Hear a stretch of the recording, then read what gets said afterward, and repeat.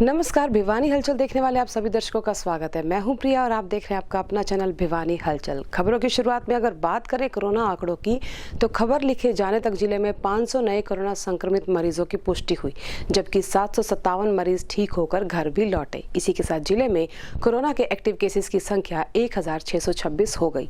हालांकि सरकार द्वारा लॉकडाउन में काफी छूट दी जा चुकी है, फिर भी हम आम जन से यही अपील करेंगे कि कोरोना के प्रति लापरवाही न बरतें और हर तरह की सावधानी का पालन करें। मंगलवार को खबर लिखे जाने तक भिवानी जिले में जहां एक और कोरोना के 500 नए मरीज सामने आए, वहीं दूसरी ओर जिले में कोरोना के 757 मरीज ठीक होकर सकुशल अपने घर पहुंचे। आपको बता दें कि अब तक जिले में कुल 21,172 कोरोना संक्रमित हो चुके हैं, जिसमें से 19,044 कोरोना संक्रमित ठीक भी हुए तथा अब जिले में कोरोना के 1,626 एक्टिव केस हैं। वहीं सिविल सर्जन डॉक्टर सपना किलावत ने लोगों से इस महामारी से बचने के लिए प्रशासन द्वारा जारी की गई गाइडलाइन की पालना करने की अपील की। वह हमेशा मुंह पर मास्क पहनने व बार अपने हाथों को धोने की बात भी लोगों से कही। साथ ही उन्होंने नागरिकों से ज्यादा संख्या में वैक्सीनेशन की प्रक्रिया में भागीदारी सुनिश्चित करने की अपील भी की। लॉकडाउन के साथ साथ मिली छूट के दूसरे दिन भी डीएसपी वीरेंद्र सिंह और एसडीएम ने शहर के बाजारों का दौरा किया।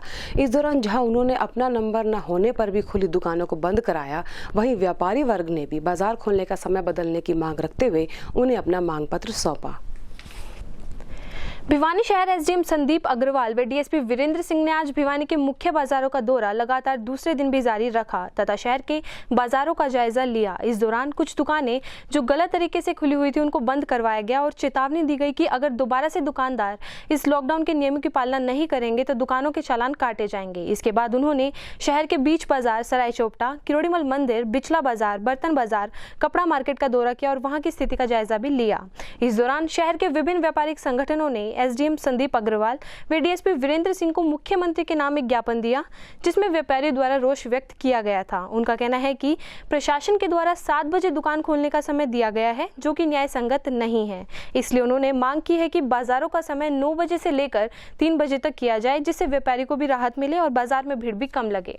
यदि किसी दुकानदार को हल्की सी कंफ्यूजन है तो उसको भी दूर कर रहे हैं और वो बंद कर रहा है। कोई ऐसी किसी प्रकार की नॉन मॉनिटरिंग नहीं है, वो लोग प्रॉपर वे में इसको इम्प्लीमेंट कर रहे हैं और इवन का फासला और टाइमिंग। और बाकी हम 12 बजे के बाद भी एक राउंड लगवाएंगे, जिससे पता रहे कि सभी दुकानदार भाइयों ने दुकान समय पर बंद कर दी। बाजार में भीड़ बहुत ज़्यादा है और भीड़ का इसका तो यही है कि ग्राहक जो है ज़्यादा टर्न आउट हो रहा है। फिर भी हम यही चाहेंगे, हर दुकानदार भाई से मेरा यही अनुरोध है, कल भी करा था मैंने, आज भी करा है, कि जो भी ग्राहक उनकी दुकान पर आए तो अपनी जिम्मेदारी समझ के ये करवाए कि वे अपनी दुकान पर दूर दूर बिठाए और मास्क जरूर लगवाएं। यदि किसी के पास कम जगह है तो उसको ये बाहर ही खड़ा करे कि थोड़ा दूर दूर खड़े हो जाए। और दुकानदार का चालान वगैरह भी किया है, क्या कह रहे हैं, दुकान का चालान भी किया है। चलो अभी देख लेंगे, कोई होगा तो जरूर करेंगे, ऐसी कोई बात नहीं, करा होगा तो देख लेंगे। क्या कहेंगे बाजार में दूसरे दिन तक हालात और कैसे काबू पाया जा रहा है?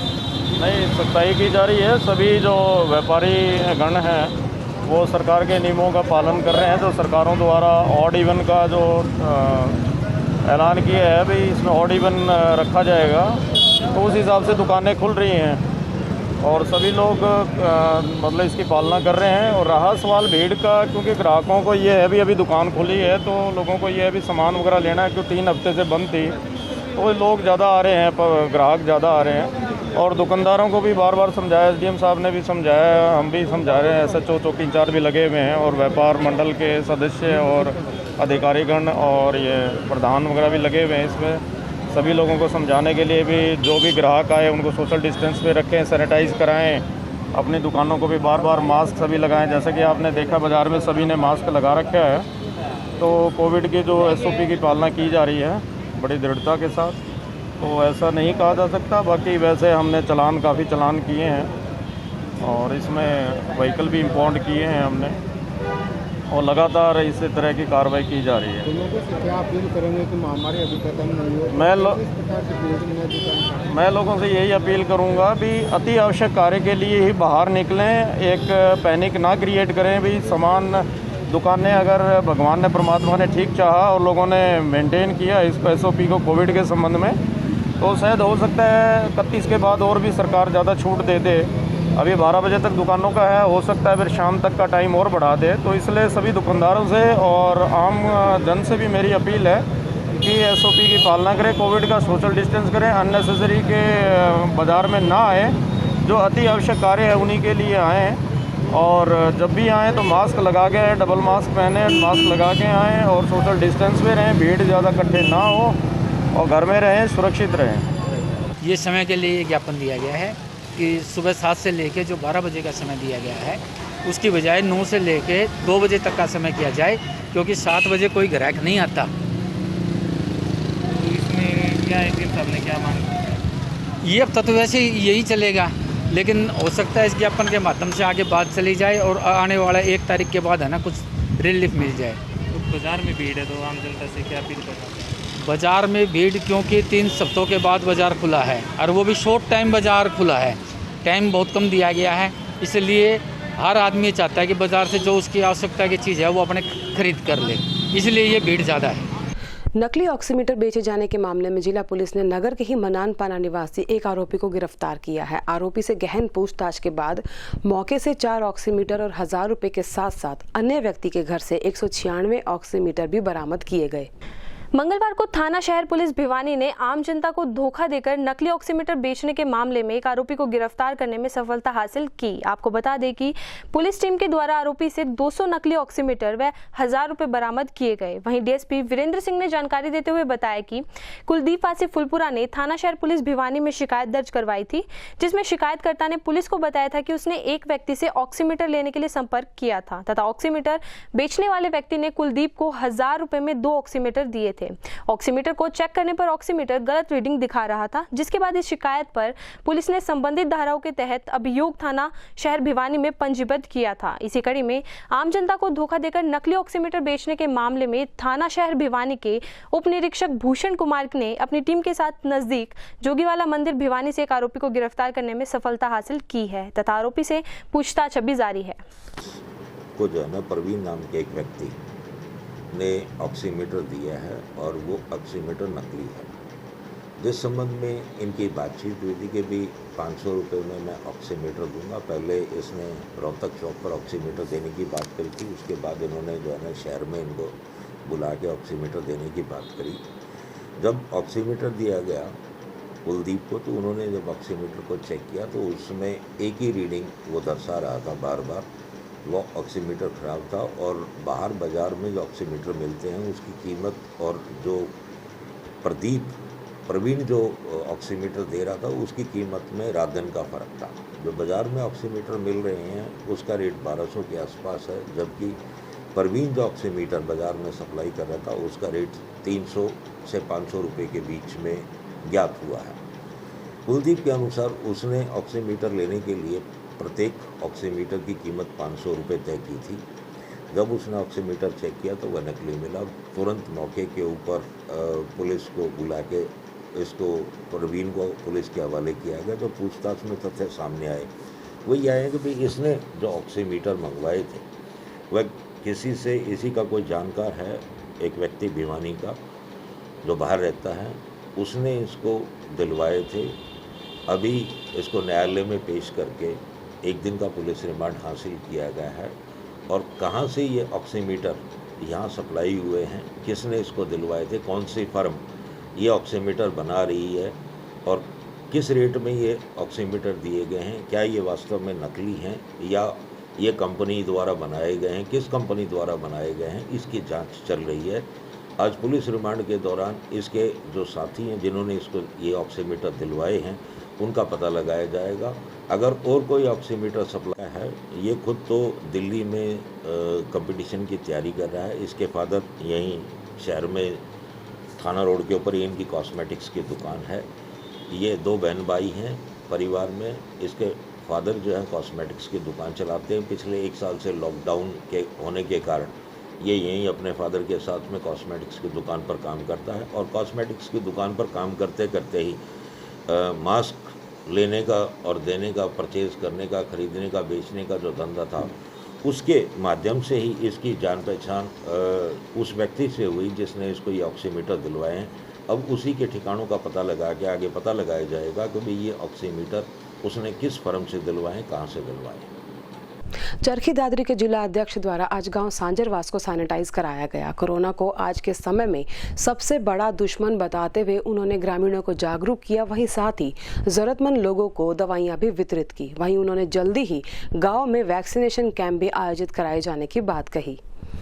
गौरतलब है कि कोरोना महामारी से बचने के लिए जिस प्रकार प्रशासन द्वारा निरंतर प्रयास किए जा रहे हैं, इसी कड़ी में मंगलवार को बोंद मंडल के गांव सांजरवास में चरखी दादरी के जिला अध्यक्ष सत्येंद्र परमार की अध्यक्षता में युवा मंडल द्वारा गांव में सैनिटाइज के कार्य का शुभारंभ किया गया। वहीं जब इस बारे में जिला अध्यक्ष सत्येंद्र परमार से बातचीत की गई तो उन्होंने बताया कि बीजेपी सरकार हर गाँव व हर शहर में यथासंभव मदद दे रही है तथा आज गाँव सांजरवास में सैनिटाइज का कार्य 3 ट्रैक्टरों के माध्यम से किया गया। साथ ही उन्होंने कोरोना के प्रति ग्रामीण को जागरूक भी किया व जरूरतमंदों को दवाई भी वितरित की। उन्होंने बताया कि बीजेपी सरकार द्वारा कोरोना पेशेंट्स को दवाई किट प्राप्त करवाई जा रही है तथा वैक्सीनेशन का कार्य प्रत्येक गांव और शहर लेवल पर तेजी से कराया जा रहा है तथा थोड़े दिन बाद गांव सांजरवास में भी एक मेगा वैक्सीन कैंप लगाया जाएगा। सरकार की तरफ से, दादरी जिला प्रशासन की तरफ से पूरे जिले को सैनिटाइज करने का कार्यक्रम आज हमने सांजरवास गांव से शुरू किया है और इसमें जो आइसोलेट जो मरीज है उनको किट बांटने का काम भी सरकार कर रही है, घर घर पहुंचाने का।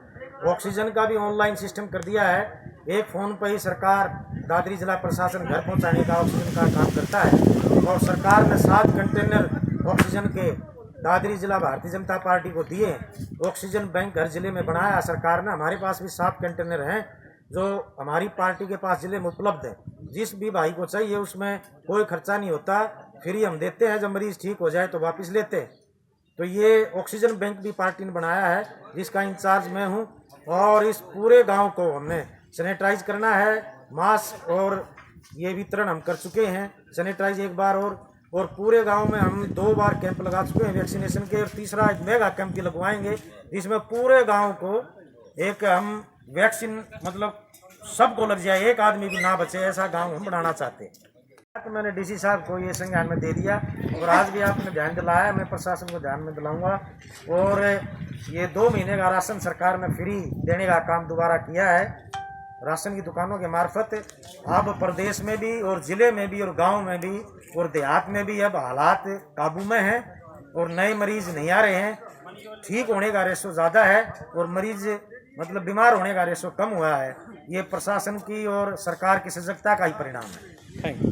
तरफ से आज गांव में हम गांव को सैनिटाइज करने का प्रोग्राम है। इसी हिसाब में हमने कम से कम 5-7 ट्रैक्टरों को लगाया है। हर गली में ट्रैक्टर जाएगा और हर गली को सैनिटाइज किया जाएगा। और सभी ग्रामवासियों से, इलाके वासियों से मैं यही कहूँगा कि मैं खुद कोरोना पॉजिटिव था, ऐसी कोई बात नहीं है। इसको हल्के में लेकर और अच्छे से परहेज करके इसको कवर किया जा सकता है। किसी भाई को भी कोरोना पॉजिटिव मैं रह चुका हूँ, इसमें कोरोना एंटीबॉडी के प्लाज्मा की ज़रूरत हो किसी भाई को तो मैं देने के लिए तैयार हूँ। गाँव में आज सैनिटाइजेशन का प्रोग्राम था और सभी ग्रामवासियों को, सभी हल्का वासियों को हम यही कहते हैं भाई इससे कोई ऐसी बीमारी नहीं है जिससे कि बहुत ज़्यादा खतरा हो, लेकिन सावधानी से भी ज़्यादा ज़रूरी है।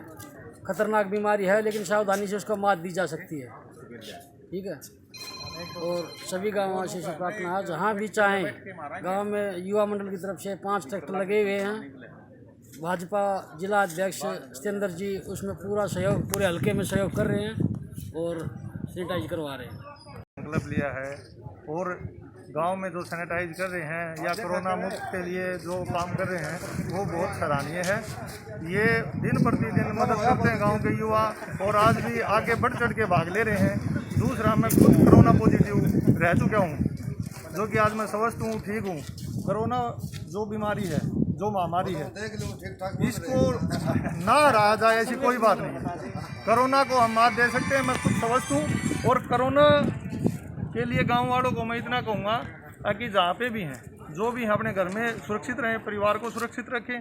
लेकिन किसी भी मदद की ज़रूरत है तो हम सब तैयार हैं, हम सब करने के लिए। कोरोना काल में मदद के हाथ बढ़ाते हुए ओम प्रकाश मंजू शर्मा चैरिटेबल ट्रस्ट द्वारा नगर के सामान्य अस्पताल को 5 बाईपेप मशीनें भेंट की गई। यहाँ आपको बता दें कि ये बाईपेप मशीनें वेंटिलेटर की तरह काम करती हैं और इनके आने से सामान्य अस्पताल में मरीजों को होने वाली असुविधाओं से राहत मिलेगी। कोरोना काल के दौरान विभिन्न सामाजिक संगठन चौधरी बंसीलाल सामान्य हॉस्पिटल में अपना सहयोग कर रहे हैं और हॉस्पिटल की सुविधाओं को बढ़ा रहे हैं। इसी कड़ी में ओम प्रकाश मंजू शर्मा चैरिटेबल ट्रस्ट द्वारा 5 बाईपैप मशीन चौधरी बंसीलाल सामान्य हॉस्पिटल में भेंट की गई। वहीं सीएमओ डॉक्टर सपना गहलावत ने बताया कि चौधरी बंसीलाल सामान्य हॉस्पिटल में मरीजों की सुविधाओं में लगातार इजाफा किया जा रहा है। इसी को देखते हुए ओम प्रकाश मंजू शर्मा चैरिटेबल ट्रस्ट द्वारा 5 बाईपैप मशीनें भेंट की गई तथा कुछ दिनों बाद यह संस्था 5 और मशीनें भेंट करेंगी। साथ ही उन्होंने यह भी बताया कि इन मशीनों के आने से हॉस्पिटल में वेंटिलेटर की संख्या बढ़ जाएगी, जिससे मरीजों को हो रही असुविधा में कमी होगी। सुविधाओं की जब बात करें तो सिविल हॉस्पिटल में निरंतर जो है हम प्रोग्रेस देख रहे हैं। हमें काफ़ी उपकरण मिल गए हैं अभी सिविल हॉस्पिटल में, आईसीयू केयर में और सिक पेशेंट्स की केयर में, तो इससे भिवानी की जनता को काफ़ी लाभ मिलेगा। आज ही हमें ओम प्रकाश मंजू शर्मा चैरिटेबल ट्रस्ट द्वारा 5 बाईपैप मशीन्स डोनेट की गई हैं और हम जब इनको डेमो लेकर अच्छे से चला लेंगे तो हमें 5 और मशीन्स भी ये लोग उपलब्ध करवा देंगे। जो बाईपैप मशीन है उस पर जो पेशेंट्स का ट्रीटमेंट बहुत अच्छे से किया जा सकेगा और जो वेंटिलेटर्स की कमी जो देखने में आ रही है, पिछले दिनों में पेशेंट्स को वेंटिलेटर बेड्स नहीं मिल पाते हैं, तो इन मशीन्स के आने से वो काफ़ी हद तक जो समस्या है उसका निजात हो जाएगा। तो जैसे वेंटिलेटर्स की संख्या भी बढ़ती जाती है, तो आम जो समाज सेवक संस्थाएं हैं तो किस प्रकार कोई अपील करना चाहिए जिससे आम मरीजों को दिक्कत ना हो?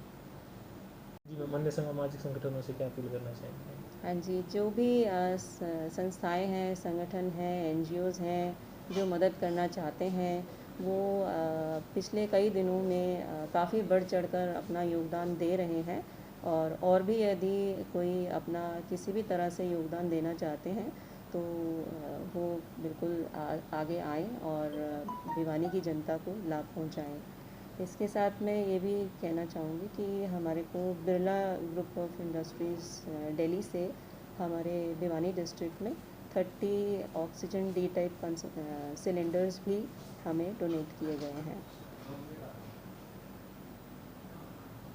गौ रक्षकों की सूचना पर आज वन्य प्राणी विभाग ने 2 व्यक्तियों को पकड़ा। इन व्यक्तियों के पास से 2 सांप भी बरामद किए गए।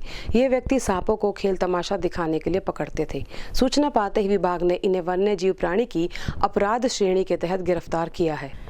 भिवानी में आज गोरक्षा दल के सदस्यों ने 2 नाथ समुदाय के लोगों को सांप पकड़कर देख उनके पास से एक 2 मुहा सांप व एक अन्य सांप बरामद किया। वह इस मामले की शिकायत वन्य जीव प्राणी विभाग से की। वहीं गोरक्षा दल के भिवानी के प्रधान संजय परमार ने बताया कि वे पहले भी इन्हें ऐसा न करने के लिए बोल चुके हैं, क्योंकि ये लोग बेजुबान जानवर का खेल तमाशा दिखाने के उद्देश्य से इन सांपों को पकड़ते हैं और परेशान करते हैं।